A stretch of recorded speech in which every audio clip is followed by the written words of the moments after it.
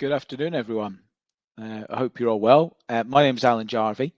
I'm delighted to be hosting the last of 3 webinars this year, and this is part of the SPACES Net Zero Carbon and Building Resilience. I'm pleased to have David Gilbey here from Faithful+Gould, who's going to take us through decarbonisation, net zero, and funding sources. So the way it works, we'll have about a half-hour presentation, and it would be good if we can pick up questions at the end, well, after David has done his presentation. So please put your questions in the chat box. We'll monitor that as we go through. We've got Fiona Fanning here as well in the background, who's going to make sure everything's working fine. And I say, welcome to have a bit of a discussion at the end of the seminar. So over to you then, David. Great. Thanks, Alan. And hi all. Thanks for having me today. My name is David Gilbey. I'm Associate Director here at Faithful+Gould. I'm our net zero carbon lead for the West region, working mainly in the retrofit space. So decarbonisation of public sector estates, and more specifically focusing on sort of local authorities, but also universities, education trusts, healthcare, central government, pretty much any sort of public sector estate. So I will take on to the next slide. So proposed agenda, I'll go through an introduction. I'll talk about UK public sector targets. I'll then talk about local targets, which hopefully most people will know about anyway. I think I'll probably whiz through the first bit really, and then focus on the Salix elements of this presentation. So that's the Low Carbon Skills Fund, PSDS funding, and I'll also then talk about other funding models. I think it's quite topical at the moment with the energy crisis and trying to make sure we've got other funding models that they're sort of developing. I think there's a lot of startups in this space, so we just got to make sure that we know which ones are sort of worth sort of pursuing, and then I'll move on to our delivery model. That's the Faithful+Gould delivery model. I'll talk through a few of our clients and projects. I've just got one slide on that, and then I'll move on to questions. So I hope that's okay. As Alan sort of touched upon, if anyone's got any questions, if you use the chat pane, we'll pick them up at the end. I'm hoping sort of half an hour presentation, and then we can sort of have a bit of a discussion and talk about both, focusing really on Salix, but also other funding models. If anyone's got any thoughts on the future of funding, that'd be great to know, and we can just have a discussion. Perfect. So I thought I'd include this slide because net zero is such a huge subject.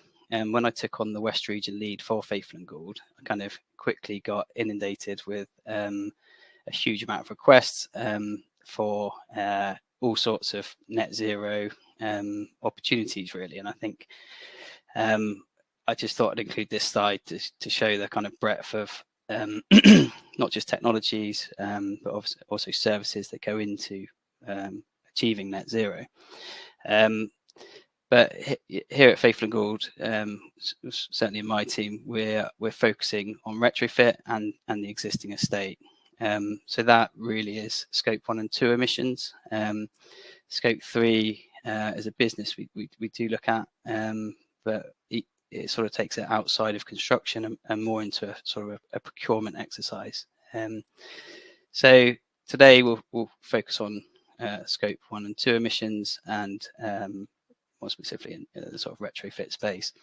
But as a business, we look at the full sphere. Any sort of large programs, we're looking at a lot of EV infrastructure, social housing decarb fund, new build, obviously, embodied carbon. But today we will focus on the retrofit.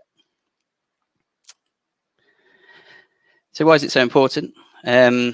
So the built environment is responsible for 40% of the overall UK's carbon footprint. So it's clearly not great. Needs to be addressed. I'm sure a lot of you would have heard the statistic that 80% of the buildings that will be here in 2050 have already been built. So that really is the biggest part of our challenge.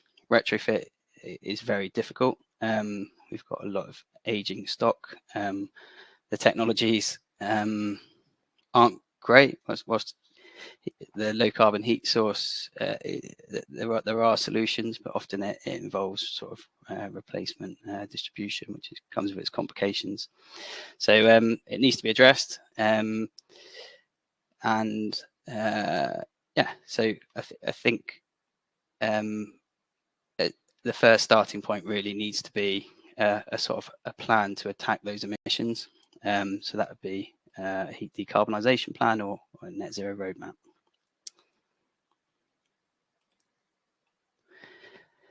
So the UK public sector targets, 338 of the 404 district, county and unitary and Met councils have declared a climate emergency. I have to update this slide every time I present it, and it's nice to see that percentage is going up. So 84%, so it's a significant number, and the vast majority of authorities. So that means that the authorities are saying that the global climate is in a state of breakdown, and that this is an emergency situation that needs to be addressed. It also brings in with it interim targets, which are the 2030 targets, I'm sure you're aware of. So, and the last point there, just to say that they need to urgently take steps to address the situation by preparing the local impacts of climate change and reducing carbon emissions. So that was sort of the intro bit and kind of setting the scene. Now I want to move on to Salix Finance, which many of you might be using the funding models. Salix sound like a private company, I always think, but in fact they're a private, they're a public sector organisation, and they're funded by BEIS, the Department for Business Innovation and Skills, along with the DFE and the devolved governments. And really, they administer finance into the public sector and ensure that there's funding available for retrofit decarbonisation technologies to be rolled out.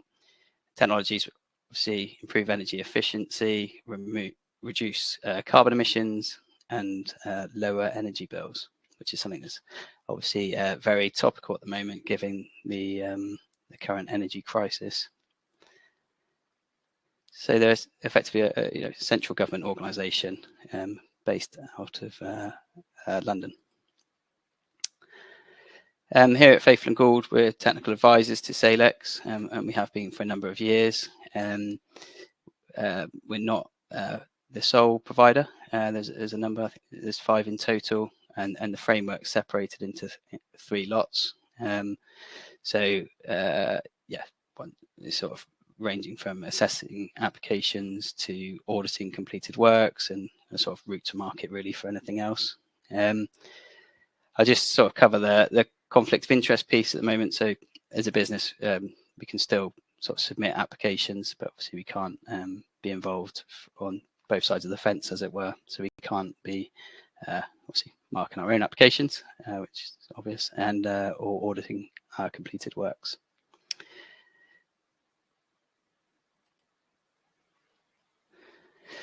So I'm going to talk about the Low Carbon Skills Fund.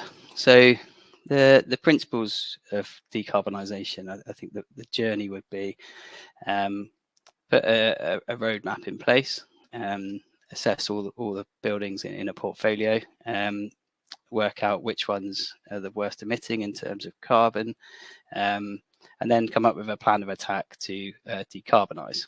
So Salix and BEIS sort of recognise the fact that funding is budgets are constrained, so they came up with a Low Carbon Skills Fund to essentially allow or give grant funding to organisations initially to put a heat decarbonisation plan in place. So that would then be the strategy going forward for decarbonising the estate. And then that would feed into the next stage, which is the public sector decarbonisation scheme. So it's a good model. It means we can have all these kind of off the shelf, oven ready, shovel ready kind of projects that are de-risked, and we sort of we can make sure that they're proceedable, and when we go for the PSDS funding, the projects are de-risked. So just on the top right there, you can see the value of the funds. So phase 1 was 30 million, and that was 30 million that was released during COVID, and it was hugely oversubscribed, but it was aimed mainly at heat decarbonisation plans. Phase 2 was very similar. Obviously, they halved the budget, but the criteria was very similar, aimed at heat decarbonisation plans. And then we've had phase 3, which is this year. So this is a slight anomaly, really. Phase 3, they kind of opened the floodgates for more than just heat decarbonisation plans to be included in the applications. So as you can see, sort of bottom right, feasibility studies can be included, detailed design up to REBA stage 4, investment grade proposals, specialist technical site surveys, that might be intrusive investigations, or structural assessments, building audits and site surveys, which is quite similar to the roadmaps, and also desktop analysis. But what you'll notice on item 3 is the pot actually got slightly smaller. It went down to 14 million. So this was hugely oversubscribed, but it was good in that it showed that the appetite's there to decarbonise. I think organisations want the funding. They want, obviously we want to put these plans in place. But £14 million, this might sound like an okay amount of money for the entire public sector. That includes all local authorities, all blue lights, and central governments, or MOJ, MOD, the whole of the NHS. Really, it's not enough to sort of make a huge. It makes a difference, but I think a huge amount more funding would be needed. So the pot reduced, and the items that we could apply for actually expanded. So the applications, where they were fairly modest amounts previously, the application values increased significantly. So that's it for Low Carbon Skills Fund. Here, I've just put a slide in around a heat decarbonisation plan, and I've actually taken the points from the Salix website that they would like to have included. But as I sort of touched upon, if an organisation doesn't have a heat decarbonisation plan in place, that really needs to be the first place to start.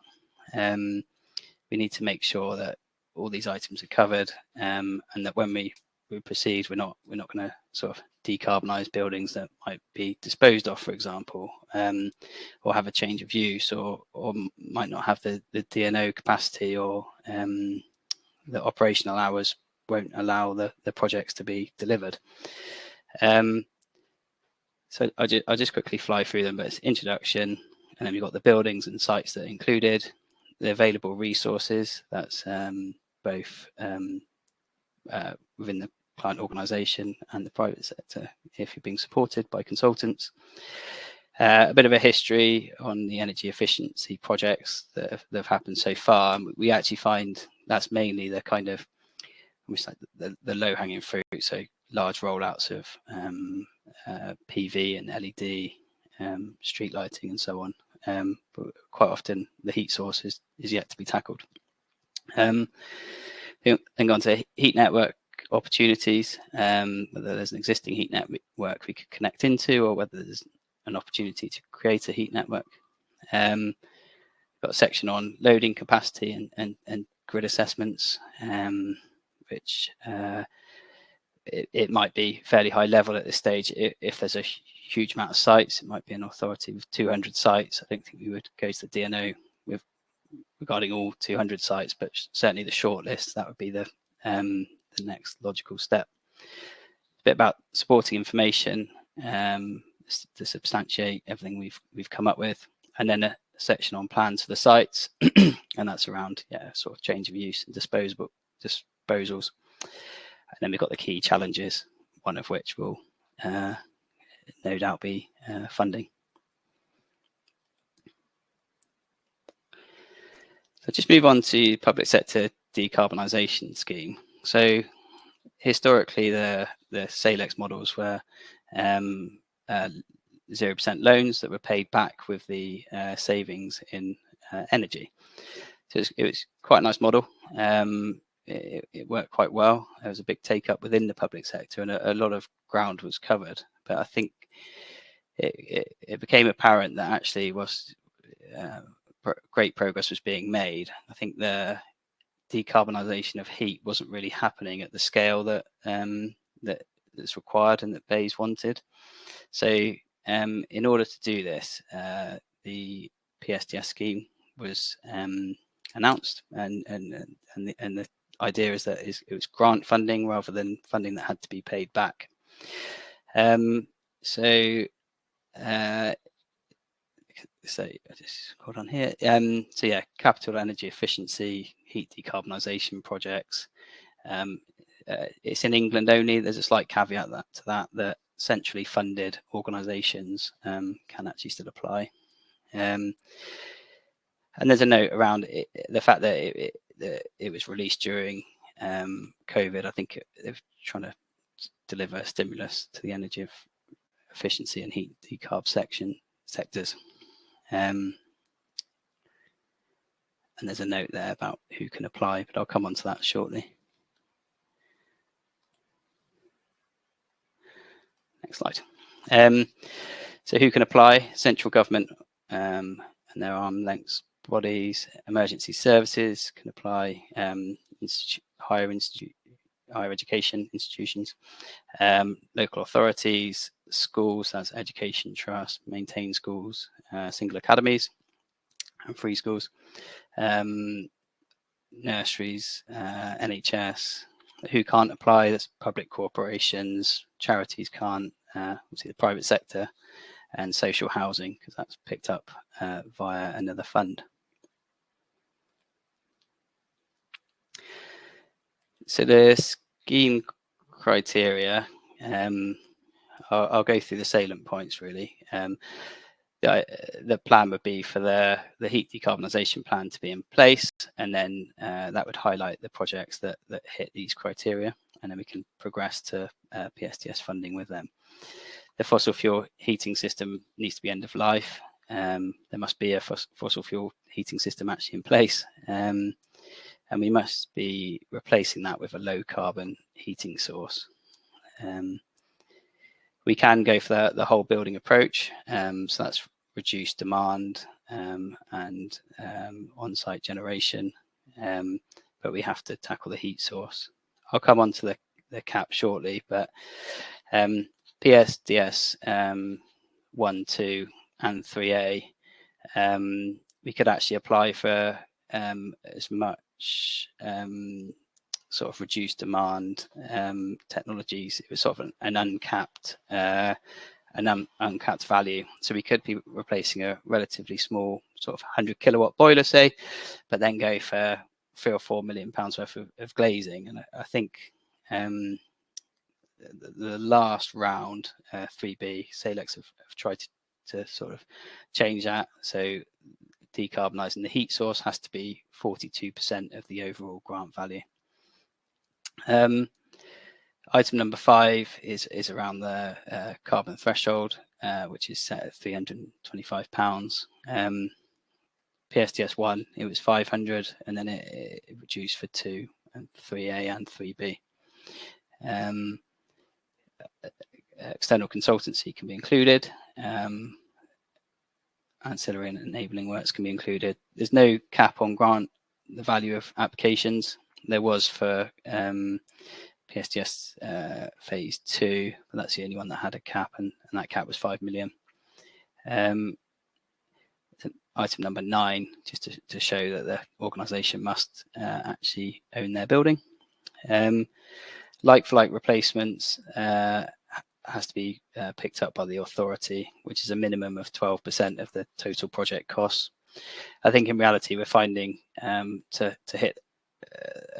find a project where the client organisation only contributes 12% is very difficult at the moment.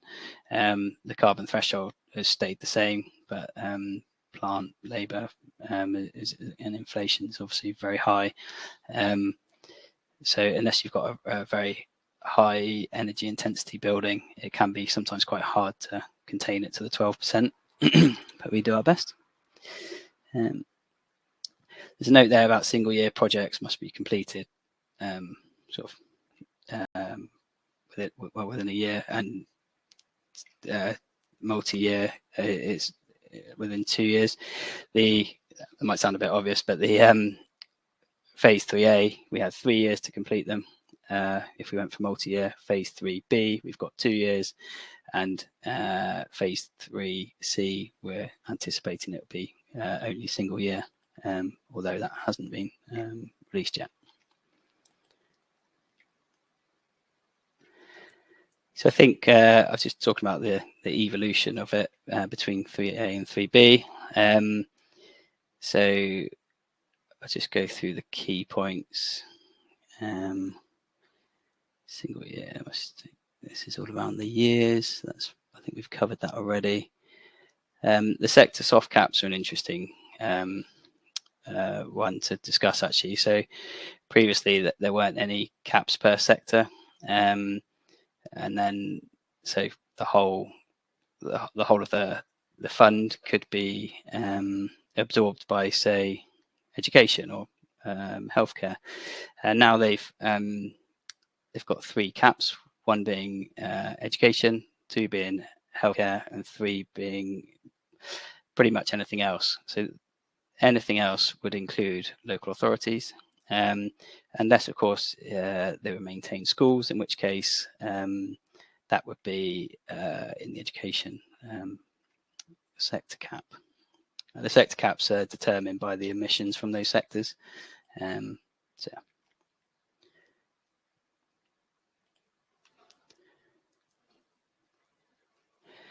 just on this slide, I think we talked about the whole building approach. Energy efficiency cap was the 42/58% cap that we discussed.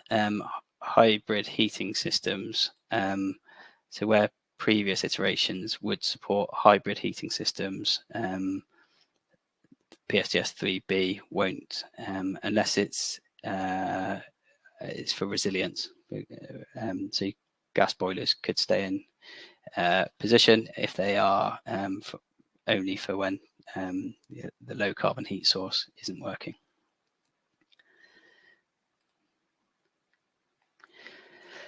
So talk a bit about other funding options. So there's sort of touched upon the public sector. The previous Salix schemes were loans to the public sector, which were paid back with the energy savings. That seems to be now, those schemes are being picked up by the private sector. So there are companies out there that will invest in large estates. They will pay to have PV and LED installed, and it's generally only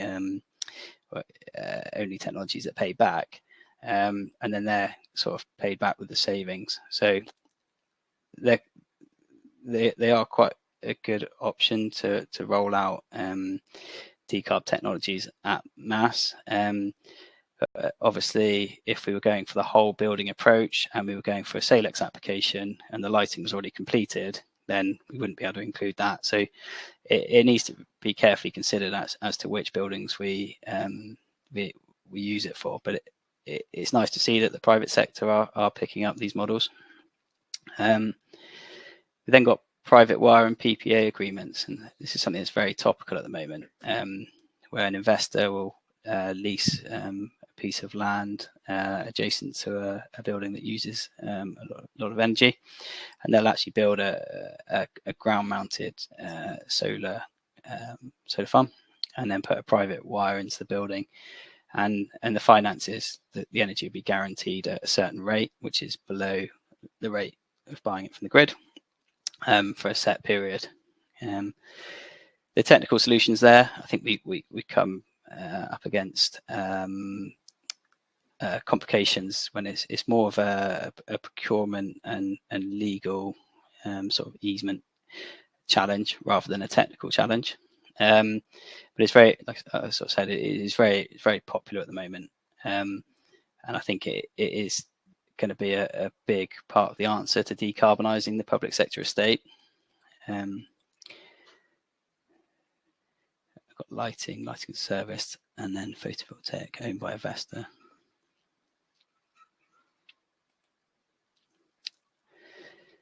So just sort of touch upon what we deliver here at Faithful+Gould. It's sort of end-to-end decarb consultancy services, and that starts with kind of landscape reviews, energy infrastructure assessments, setting out employers' requirements, undertaking life cycle analysis, then help with a business case, so feasibility and business case development, financial modelling, make sure that we've got the cash flow correct for the program, producing concept design and solutions modelling, and then at that point we'd be looking at sort of your funding applications, and then we move on to project delivery. That's site selection, planning and statutory approvals, take further grid studies and DNO engagement, and the due diligence surveys around sort of ecology, arboricultural, ground investigations, underground services, topo, and so on. And then we'd lead a multidisciplinary design team, and that's specification, tendering, contractor appointment, and through to delivery of the programs.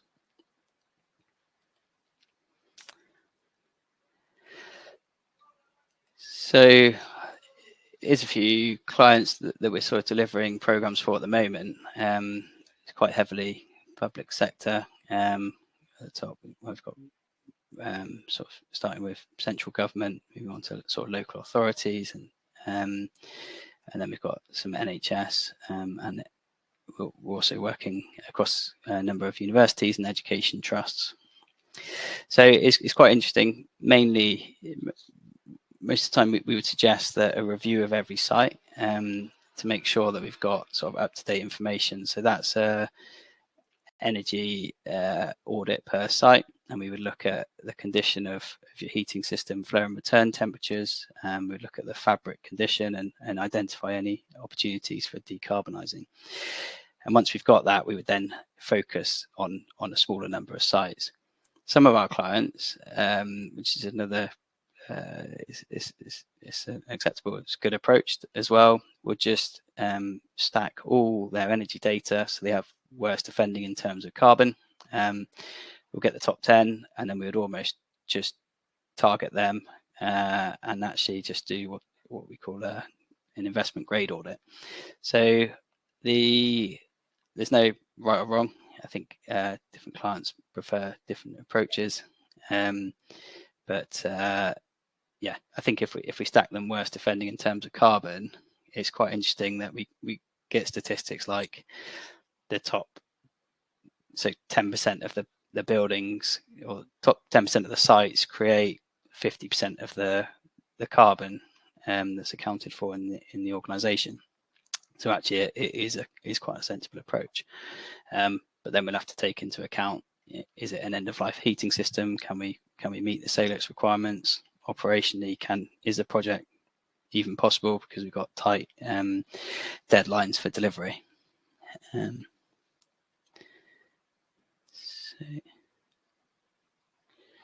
just move on to the next slide.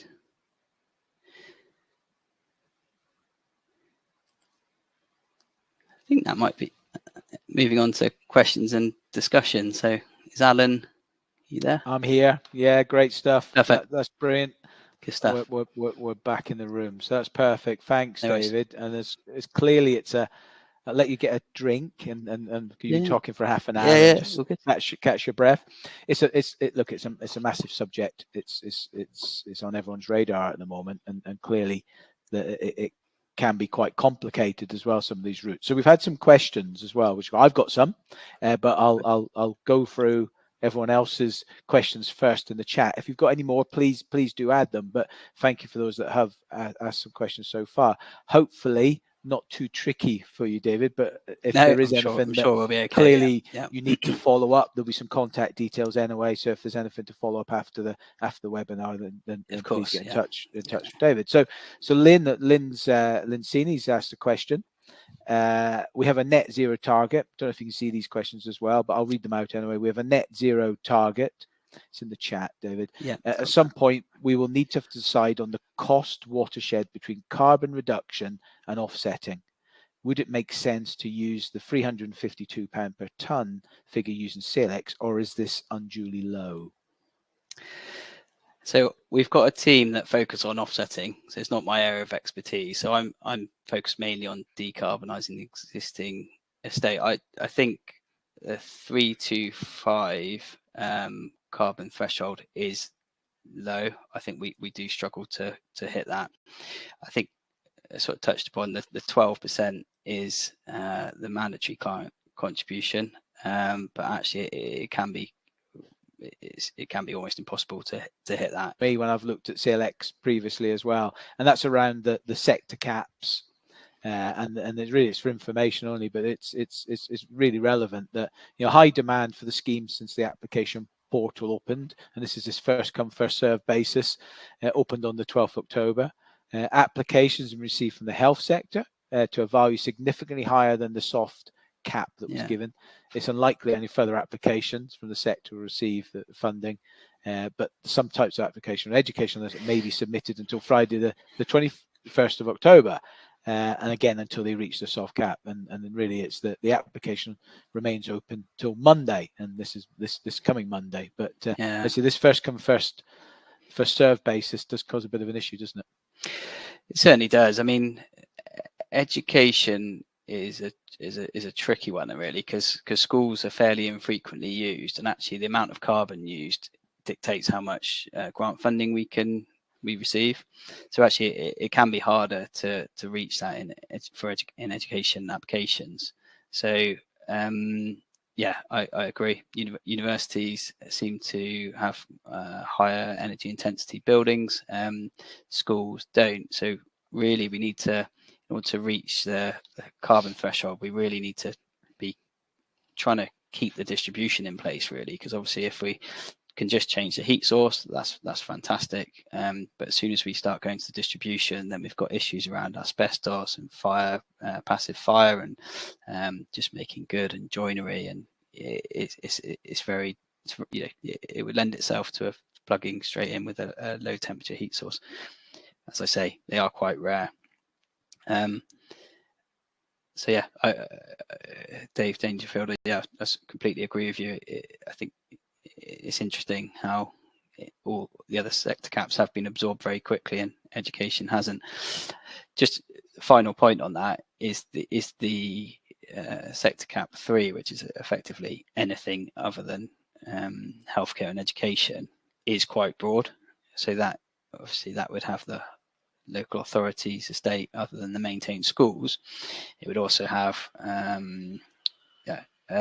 it would have the whole of the blue light, for example, the Ministry of Justice, Ministry of Defence. So that sector cap, I imagine, is going to got absorbed in no time at all.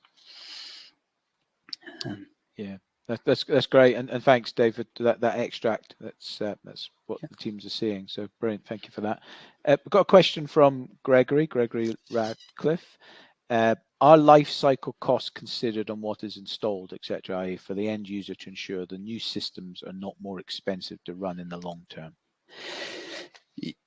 So the short answer is yes. That's the idea of the reduced demand on site generation. But equally, the volatility in the energy market at the moment is yeah, we're not sure. In terms of energy, the systems could cost a lot more to run. I don't think anyone's trying to sort of almost hide the fact that we are taking out what is a conventional gas system, which might, or fossil fuel system, which might be quite simple, and we are putting in a very complicated low carbon system, which relies on and life cycle costs might also increase, but you are saving carbon. So yeah, I hope that answers the question. Great stuff. Thank you, David. Declan and Lynn, you've commented on this as well, so thank you. And it was actually one of my questions as well. You know, that tight timescale for project delivery and, you know, project single year. And as Declan not worked, but makes a really good point in what he's heard about. You know, if you're not spending it, then and in the right places, you're giving some money back, forcing some fast decisions. And I suppose you're seeing that as well, David. Yeah, totally. The projects are, the timescales are ambitious. I think it's safe to say even multi-year can be quite ambitious, because multi-year projects tend to be a lot more complicated.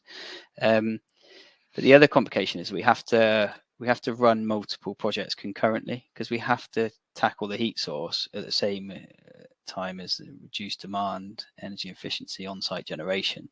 So we might end up with a building that we are changing the heat source, potentially a distribution, whilst trying to install PV and change the lighting to LED, and then it could go on and on. To be fair, you could be BMS upgrades, cavity wall insulation, soft roll in the loft. So running all these projects concurrently takes a lot of coordination, and the projects we're delivering, it really is a partnership between us and the client, because operationally it's tricky to integrate all these technologies whilst keeping the building operational. School's obviously slightly different because we've got the school holiday period, but generally the works are quite significant, so you might oversail either side of the school holidays. You know, there is that loop, and you know how that might shape the future look of this. Yeah, so there's a consultation every time PSTS goes, or any Salix funding model goes through a new revision. So we can feed back to Salix via the just via their website, or via the project managers. So each section has a project and program manager. So it'd be worth feeding back to them in the first instance. Equally, you know, happy if you want to raise any queries with me, if we've got an opportunity to raise them with Salix, then we will. But yeah, it is a challenge, but it's the best funding model that we've got at the moment. I think it might change in the future, but they do. Salix have listened to feedback. The funding was aimed initially all at single year projects, and then it was a small pot for multi-year projects, and I think projects were just failing, to be honest. I think organizations were rushing them, not quite getting them across the line, having projects that were complete but the DNO upgrades hadn't been undertaken, so there wasn't enough kind of power coming in. So I think all the feedback's being taken on board to sort of to refine the model, but I think it probably could be refined further. Yeah, and thanks, Lynn, for your comment as well. That obviously you've let's say, acknowledged that and seen that where you've had to give some of that money back because of the time scales that are given to you. So just a question for me, really. So I'm not sure is the answer, but I think they're certainly here to stay in the short term. I think it's looking like we're going to have a 3A, B, and C. I think that's fairly well known. In the future, are we going to decarbonise these large public sector estates by utilising grant funding? I think it's going to be a part of the answer, but not the full answer. I'm not sure how sustainable it is to pump billions of pounds in, and as we can see, by estates being so oversubscribed, it would take probably beyond 2050 to kind of decarbonise these estates, given the sort of pace we're going. So I think something would need to change, and that's why I included the slide at the end around the kind of the private sector emerging funding options. Actually, I could see the private sector picking up a lot of the technologies that pay back, and then it might be we have to focus on heat via another funding source. Equally, that's only my thoughts on it. I just think the pace we need to go at, something needs to change. The other sort of consideration is sort of the change in technologies. At the moment, the technologies are there. We can technically decarbonise, but I think if we're trying to decarbonise heat, it's very tricky, as we sort of discussed on the Gregory's question around life cycle. So the local authorities maintain schools, and you know, yeah. Again, your thoughts really, is the current Salix model suited to these really? So I think it can work in certain instances, but actually it comes back to the fact that they are infrequently used. So I'm wondering if we have a high energy intensity school, it's likely that that's being used for extended hours. So it might be for after school clubs or kind of community use maybe. And I think in a strange way, using more carbon, weirdly, we've got a 100 kilowatt boiler that's being run for probably an extra third of the time of one school that isn't being used for long hours. That actually helps our Salix application. I know some organisations are looking into pushing community use, but putting the money into a pot for decarbonisation, so that we could end up in a position where there's a decarbonisation pot being built up from the community use, and also the extended hours would help our Salix funding. So in answer to your question, I think schools are the hardest to make stack up financially because of the low hours of use. If we had advances in technology which allowed for system heat source to be plugged straight into the existing system, I think then that'd be a huge step forward for us, really. Okay. So. Great stuff, thanks. And Steve, Steve Rufus down in Dorset has made a comment. Yeah, biggest challenge has been on the retrofit technologies. So yeah, it's a massive challenge. Grid constraints at the same time as EV infrastructure is being rolled out, and so yeah, it's very constrained.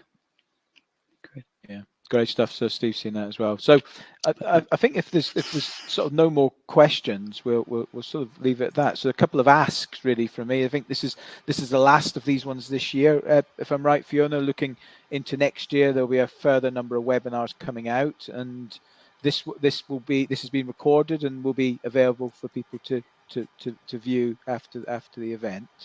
Yeah. So hopefully get it online by Monday.